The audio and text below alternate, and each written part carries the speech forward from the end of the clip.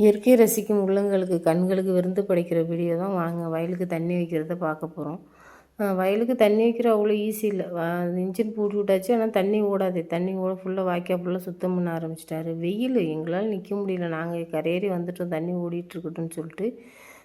எங்கள் கூட எங்கள் டைகரும் கூடவே வந்துருச்சு. இந்த வெயிலில் எங்களாலவே நிற்க முடியல, அதுவும் கூட வந்துருச்சு. நாங்கள் எங்கே போனாலும் எங்கள் கூடவே வந்துடும். அது என் பையனா ரொம்ப பிடிக்கும் அதுக்கு.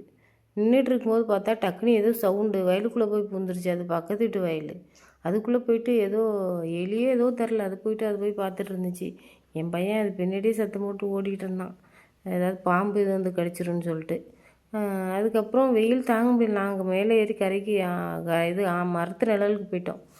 மரத்து நிழலுக்கு போயிட்டு ஃபுல்லாக இதை ஃபுல்லாக சுற்றி உள்ளது தான் நான் எடுத்திருக்கேன் பாருங்கள். அது எங்களை சுற்றி உள்ளது ஃபுல்லாக இதான். அந்த ஆற்றுலேருந்து தான் தண்ணி வருது. இது ஆறு, ஆனால் வாய்க்காலுக்கு தண்ணி வரல. இதை சுற்றி ஃபுல்லாக அது எப்படி மேகமூட்டமாக அழகாக இருக்குது பார்த்தீங்களா. இயற்கை எனக்கு ரொம்ப பிடிக்குங்க. அதனால தான் நான் இயற்கை பற்றின வீடியோ நிறைய போட்டிருப்பேன், நீங்களே பார்க்கலாம். அதான் தெரியுதுங்களா வீடு.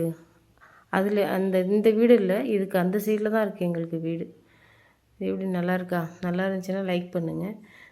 அதுக்கப்புறம் எங்கள் வீட்டுக்காரர் டீசல் இல்லை, கம்மியாக தான் இருந்துச்சு, சும்மா இன்ஜின் பூட்டி விட்டு பார்த்தோம் அப்படின்னு சொல்லிட்டு அவர் குளிச்சுட்டு நான் போய்ட்டு இது டீசல் வாங்கிட்டு வரேன்னு சொல்லிட்டு கிளம்பிட்டார். அப்போ அந்த தண்ணியிலே குளிச்சுட்டு கிளம்பிட்டார். சரி, நானும் என் பையனும் மட்டும்தான் இருந்தோம். அப்புறம் அதுக்கப்புறம் டீசல் வாங்கிட்டு வந்துட்டு அப்புறம் ஒரு வழியாக வாய்க்காலாம் சுத்தம் பண்ணி வயலுக்கு தண்ணி வச்சாச்சு. தண்ணி ஓடிருந்துச்சு. நாங்கள் அதோட வீட்டுக்கு நாங்கள் கிளம்பிட்டேன். போய் சாப்பாடு செஞ்சுட்டு வரலான்னு சாப்பாடு செஞ்சுட்டு வந்து அதுக்கப்புறம் எங்கள் மாமா 100 நாள் வேலைக்கு போயிட்டு வந்துட்டார். அதுக்கப்புறம் எல்லோரும் ஒன்றா சேர்ந்து சாப்பிட ஆரம்பிச்சிட்டோம். புளிக்குழம்பு, கீரை, பகடா, ஊறுகாய் அதான் எடுத்துகிட்டு வந்து சாப்பிட்டோம்.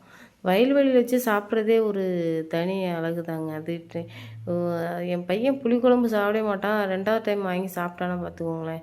ஏன்னா அது இயற்கை அப்படி தான். நாங்கள்லாம் சாப்பிட்டுட்டு 2 இலையை பறித்து கழுவிட்டு எங்கள் டைகருக்கும் சாப்பிட வச்சோம்.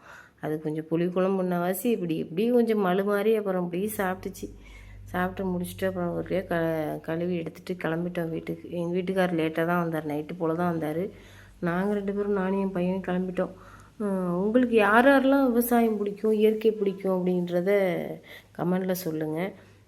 யாருக்கெல்லாம் பிடிச்சிருக்கு இந்த வீடியோ லைக் பண்ணுங்கள்.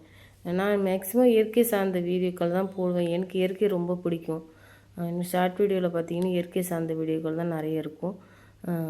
எல்லோரும் சப்போர்ட் பண்ணுங்கள், சப்ஸ்கிரைப் பண்ணிட்டு பாருங்கள், வீடியோவுக்கு சப்போர்ட் கொடுங்க. நன்றி, மீண்டும் நன்றி. வீடியோ ஃபுல்லாக பார்த்தவங்களுக்கு. மீண்டும் ஒரு இயற்கையான வீடியோவில் சந்திப்போம். அனைவருக்கும் நன்றி, வணக்கம்.